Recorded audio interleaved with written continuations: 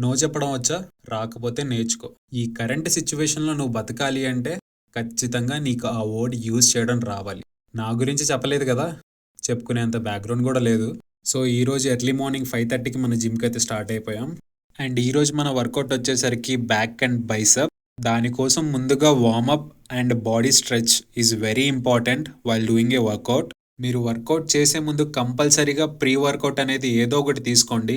Like bananas కానివ్వండి, peanut butter with bread కానివ్వండి. మన వర్కౌట్ అనేది కేబుల్ లాట్ పుల్ డౌన్‌తో స్టార్ట్ చేసాం ఈరోజు. With 3 sets into 15 repetitions.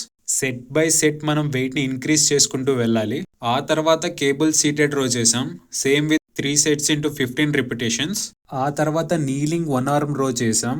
Same with 3 sets into 15 repetitions. మనం ఎన్ని సెట్స్ చేస్తున్నాం అన్నది కాదు, వర్కౌట్‌ని ఎంత ప్రాపర్‌గా మనం చేస్తున్నాం అన్నదే ఇంపార్టెంట్. ఫైనల్‌గా హైపర్ ఎక్స్టెన్షన్ చేసి నా బ్యాక్ వర్కౌట్ కంప్లీట్ చేసుకొని ఒక 5 మినిట్స్ బ్రేక్ తీసుకున్నాను. ఆ తర్వాత బైసెప్ డంబుల్ కర్ల్స్‌తో స్టార్ట్ చేశాను. Same with 3 sets into 15 repetitions.